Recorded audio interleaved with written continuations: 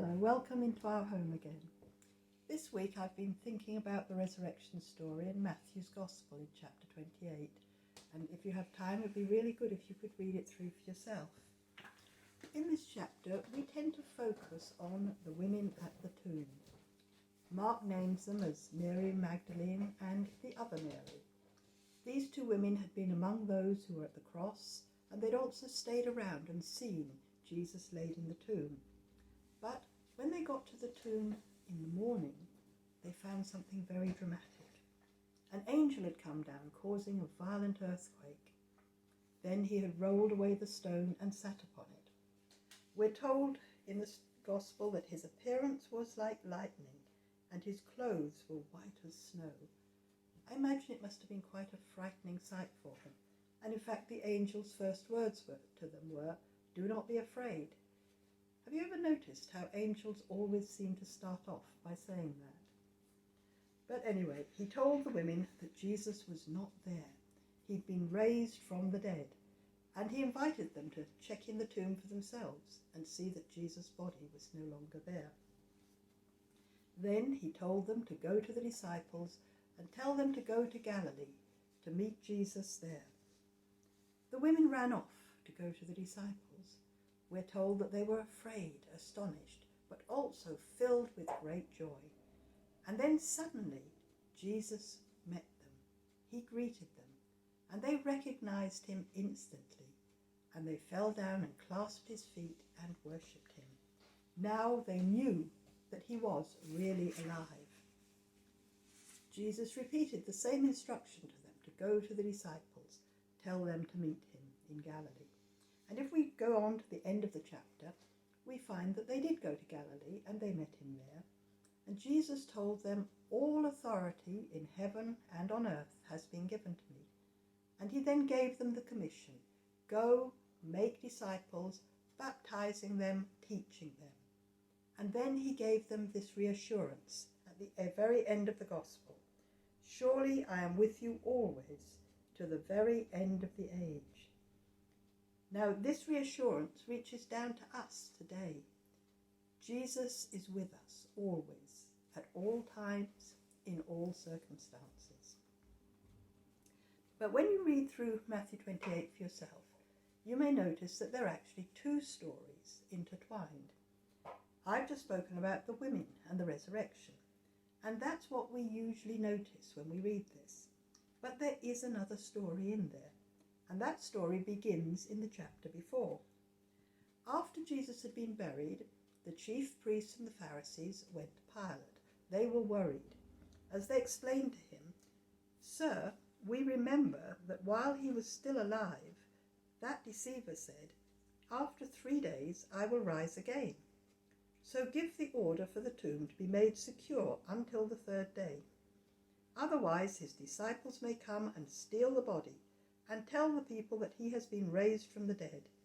This last deception will be worse than the first." So Pilate, to keep them happy, gave them guards to stand at the tomb and make sure no one touched the body. So then let's go back to chapter 28. When the earth shook and the angel came shining brilliantly, this tells us there that the guards were so afraid of him that they shook and became like dead men. And they were still lying there out of it when the women came to the tomb. Now we don't know if they took in what the angel said to the women, but when the women went off, I assume that the angel left as well. He'd done his job. And we're told that then the guards came to their senses, went into the city, and went to the chief priest. I assume that they did check the tomb before they went, and they knew there was no body there. And so that's what they passed on to the chief priest. Now I find this very interesting. The soldiers had seen a glorious angel. They knew that Jesus' body had gone, but they don't seem to have wondered about what it all meant.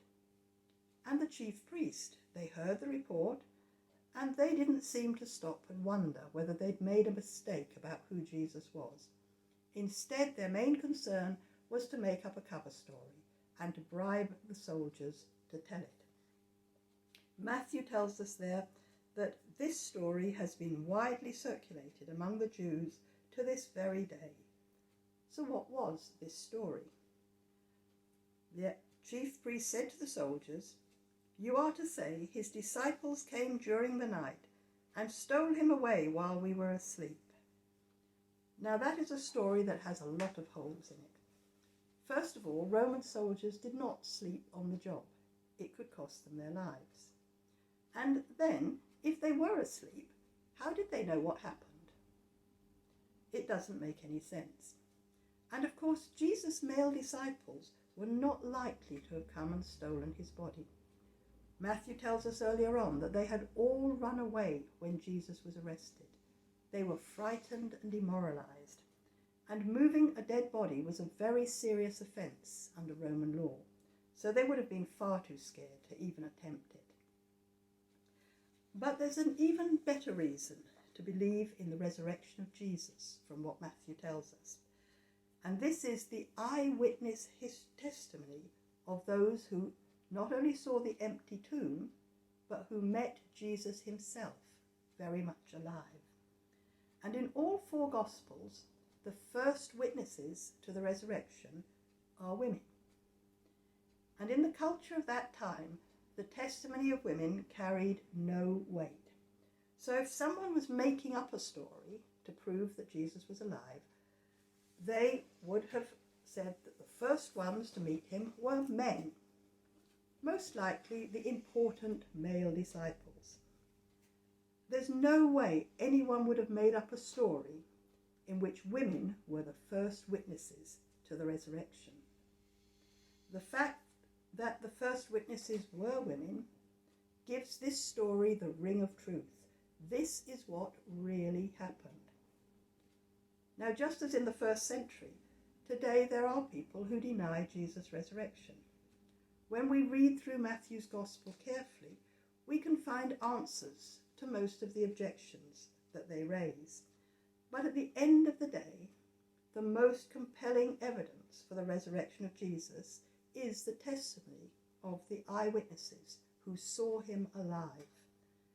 So even today, we can declare with confidence, Alleluia, Christ is risen.